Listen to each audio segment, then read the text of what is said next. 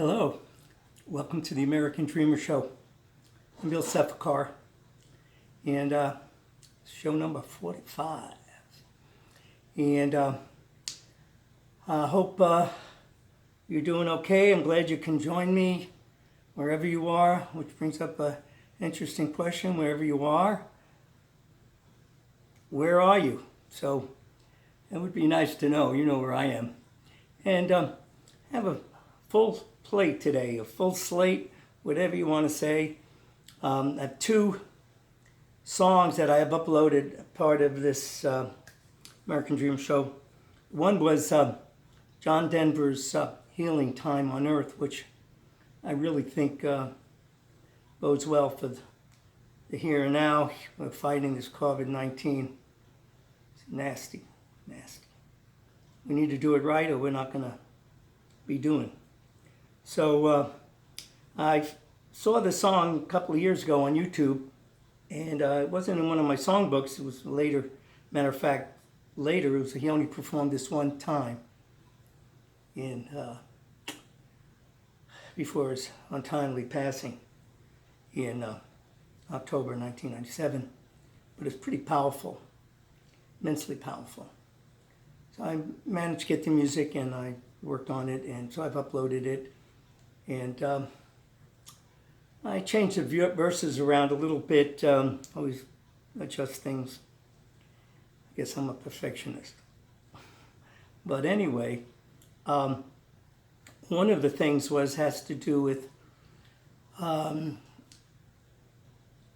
rebirth, which is a really cool, our own rebirth here on Mother Earth. And I just kind of like that it applied to planet Earth, and I changed it to our only birth, because that's our ship here. And then later on in the song, I had looked at this. It says it's really powerful. He says, a lot to learn here, much to learn. But the second time he uses it, it didn't rhyme with let the rivers run. So I changed that around. There's so much to be done, which I think we really have a lot to do. And the other song is Neil Diamond's. I'll tell you about these cups later. But this is my invaluable drink. It's with Echinacea Plus, which helps the immune system, and the honey that goes with it. It helps. So Neil Diamond's always been a real favorite of mine, and this song, I Said, just speaks volumes for me to where I am, where I come from, and many of you are roots, you know, where you come from. And again, I changed it a little bit because Neil Diamond went to LA to make a name for himself, and I sort of meandered down to Florida. I don't know much of a name, but I still wanted to reflect on my roots. Couldn't go back to New York now because we're quarantined down here. Not funny. Florida. And so instead of LA, I have FLA. And I gave it a little twist. So those are the two songs that I recorded and on YouTube, and sort of gave a little flavor twist to it on Facebook, my Facebook. The issue here is that it goes deeper. You know, whether we've been growing up, where in our families, you know, growing up years in our environment. I've really been blessed with both. Here in New York and family. The fact is, friends make a difference. And I'm still very close with a lot of friends that I grew up with, and also making friends along the way that I've made down here. And my very, very dear friend, Bob Richards, met him in third grade, and we were 7 years old, so got a lot of time, water under the bridge, whatever, and very, very dear person, and I love him dearly. He was part of my family, big part. I was part of his family.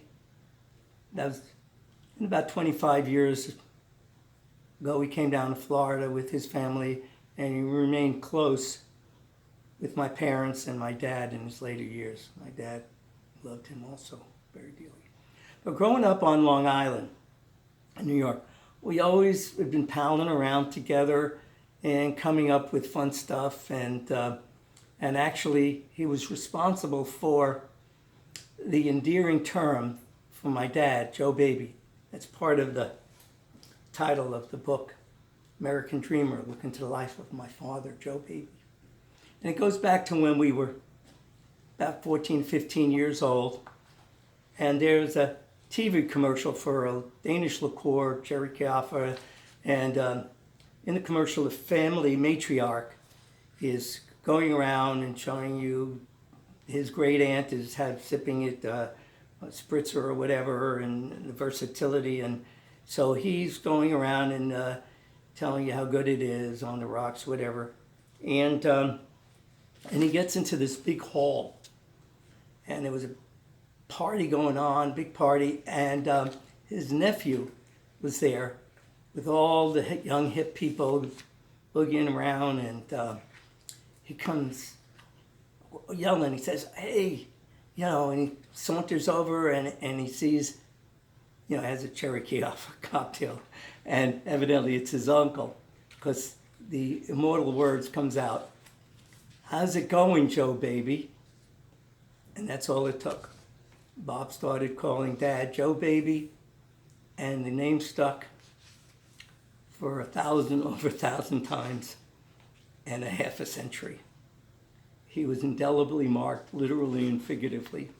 Matter of fact, it's, I believe, on 125, got to get a copy of this book, how this played out.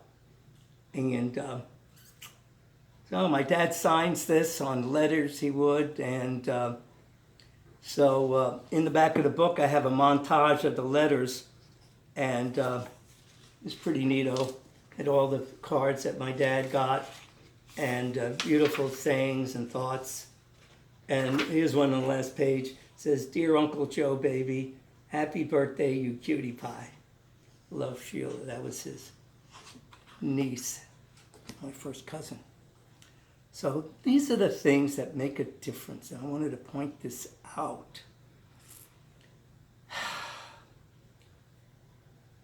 We have these treasures, these feelings, and when people really reach out to you, and vice versa, sort of trapped in a memory bank, a memory bouquet, you need to consider this. This is really truly a treasure. And it goes far and wide. And I've been lucky because I've made friends down here. My very dear friend David Kalin and his wife Hione. I've known him over 36 years. I've been down here. And Bob came down, I guess it's going to be 25 years. We're still hanging together, making new memories. I think that's the secret. Make new memories, new dreams. There's a fine line, I think, between what a memory and what is a dream. Maybe memories and dreams are sometimes, dispersed. It happens. Dreams are memories that almost happen. Anyway, I wanted to share that with you. Friendships are forever. I coined that. David and Hione, and David were so instrumental, David, in my meteoric rise. He helped me with producing over 160 television shows on public access TV and starting my book and writing career. I'm working on a project with him called the Hope Museum for women here in Tampa with his wife Hione, and it's going to be amazing. So Bob and Jan and David and Hione, I'm really so indebted to them, so grateful. So they took care of me over the years, both David and Hion, Bob and Jan. I'm the beneficiary of over dozens upon dozens of wonderful meals. And not always having a significant other at hand that would help with these gourmet specials, they always reached out. It's a beautiful thing, and I try to give it my best, even the field. What happened right after I was drafting this, the next day, this woman came on the television, Lydia Denworth, and it said friendship. And, you know, the title is a really long title, but I couldn't believe this is another example of the good Lord steers us in the right direction. Coincidence, I should say, not. I think not. It was there for me to see and build on. Here I am talking about friendships of forever. And would you believe the next day, as I said, after I drafted this part of my talk, I happened to see on the television Today's Show with Hoda Kotb, and she had Maria Shriver was a guest host for that day. And one of the speakers they had, one of the people there, was this Lydia Denworth. And with big letters, friendship, and it caught my eye. I wasn't going to watch it, but I said, And she had just published this book on friendship. And it puts everything in a whole different perspective. I couldn't believe it. It just grabbed me, really grabbed me. Because this is a scenario of today, of extraordinary circumstances and pertaining to bonding. For the most part, you are working at home, your kids are around, just trying to find time to connect with, little time to collect with the others that are in your life. It's missing, and I'm missing. Sometimes I feel sick because my closest friends are not able to be there or to reach out. And so the saying, this is that the human connection she was implying, if it isn't there, and our mental health is in jeopardy. That's keeping the connection with all that's going around us. Our friends, that's so important, and our response is extremely critical. And over time, you can be taking a risk of dying early. That's the implication. Wowie, zowie. So we need to find more creative ways of keeping our important friendships and the bonds that are needed to keep you going. Seems to be something to look into. And helping each other in this time of crisis. It's a fundamental part of our friendship and bond, and to have that motivation and keep that. It's the quality of these friendships that we've developed and endured and we're working needs to be a steady and reliable. Makes you feel good, is reciprocal. And one person shouldn't be, doing all the advice and helping. It should be a steady, reliable presence in your life, makes you feel good, shouldn't be lopsided, I said, and should make you laugh. People, your friends, should make you laugh. So it's customary at times that is to do this. It just, shook me. And I'd like to make little poems. And this seemed a perfect opportunity. After all, I love these people in my life. I love my sister. I consider her a real good friend, and my brother-in-law, Lee, my sister, Bonnie. But these are friends, and I wanted to do this. So this is what I came up with. I just did it today. It says, friends are forever. Be a friend. Love a friend. If you want a friend, become a friend. A friend is forever, not never. Don't believe it can't be tender. It is real. You give and you get.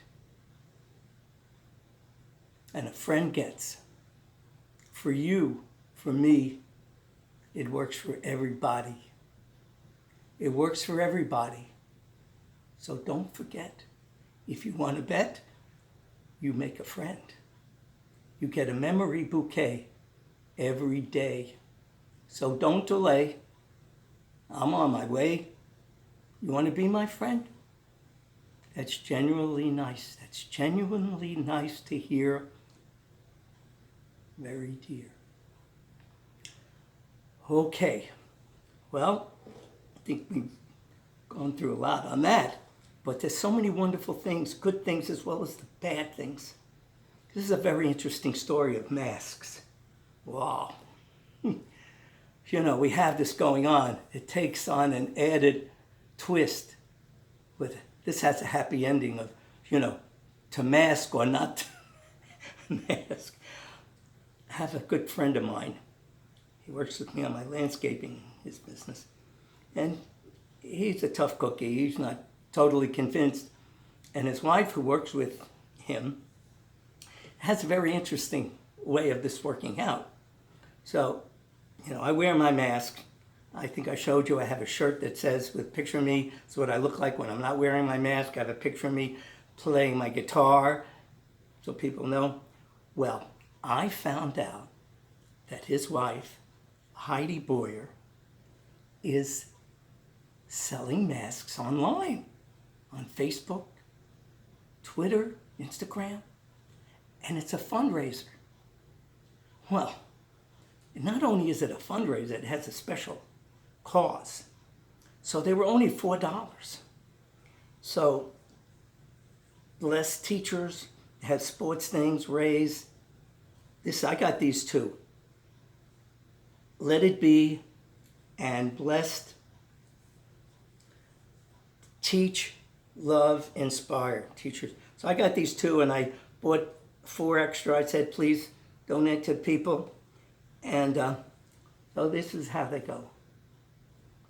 But the kicker is, and this is love. Oh God, how beautiful. Kicker is, this is for her aunt. She's selling these for her aunt, who's a teacher. A teacher.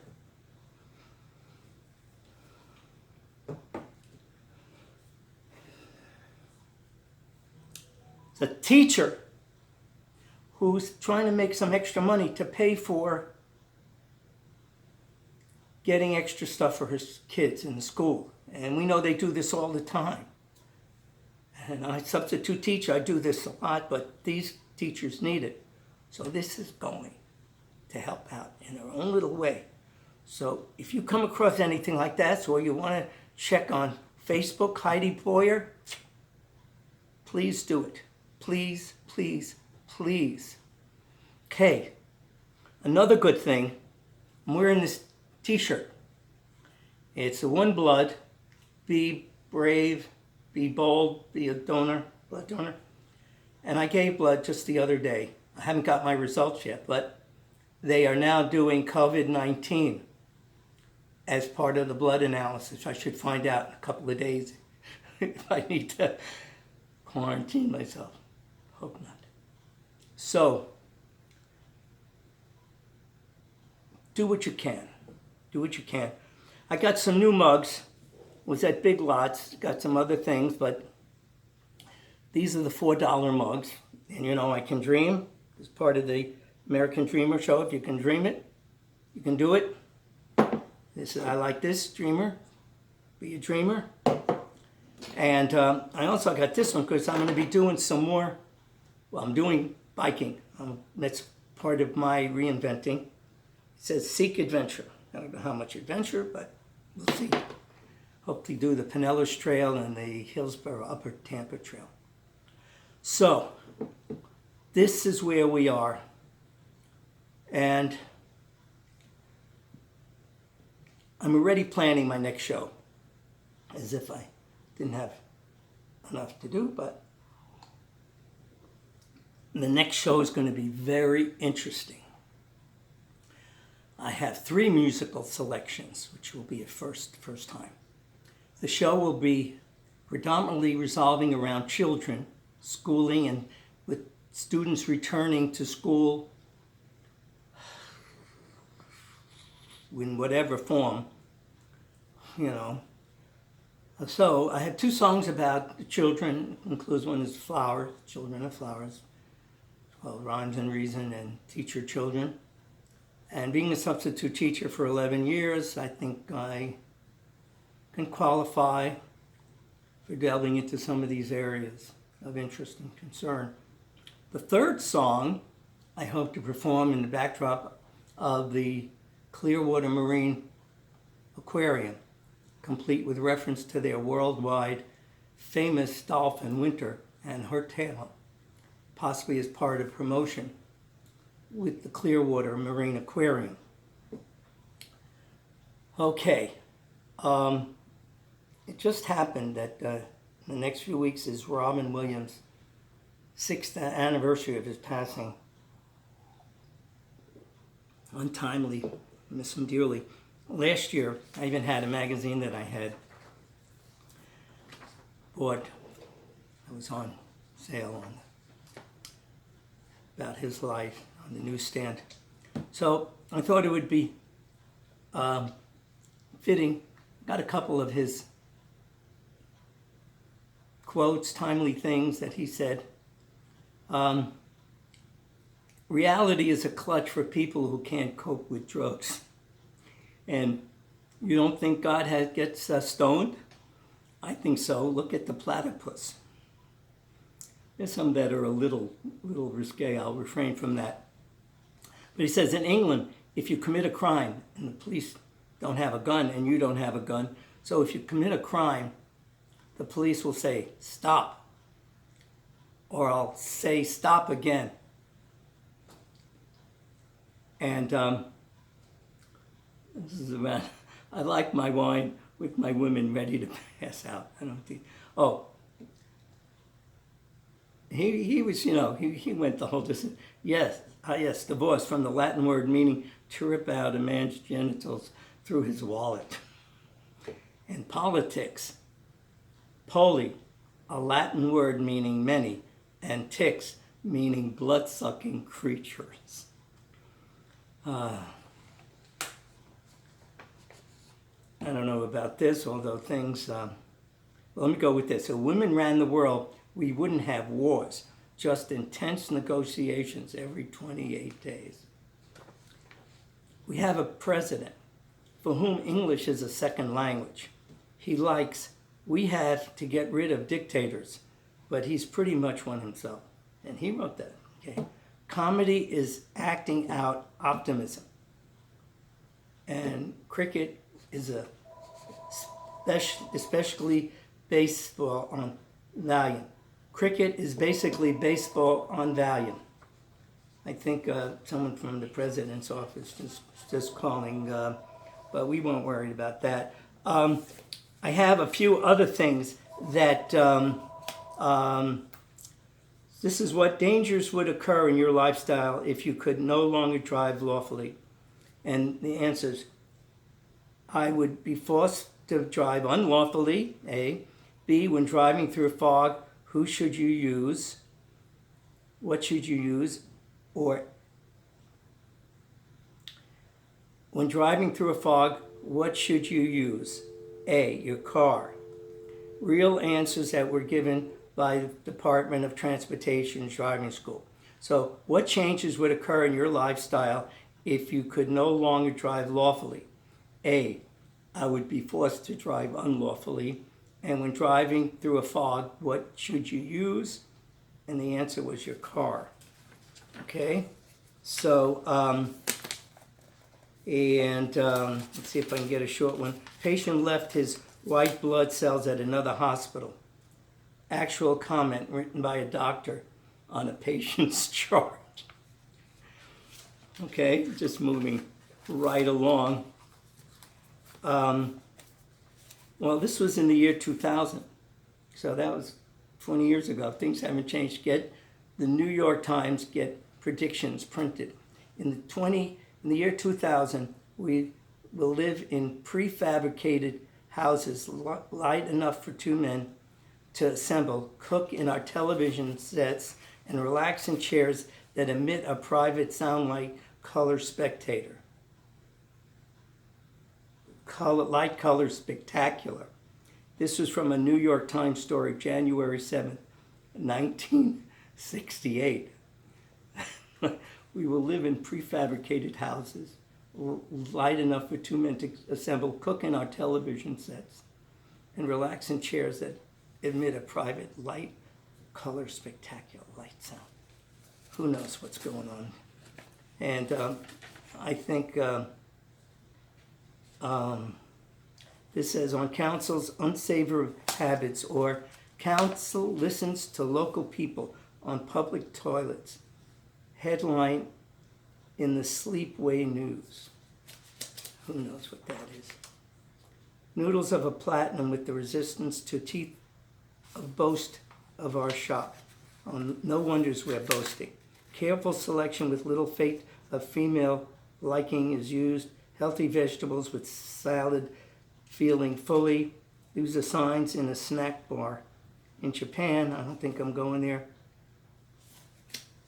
And I think I want to end on a positive note. This is on mixed metaphor, painful. We have to belly up to the buzzsaw, and I think we're reaping the whirlwind from it.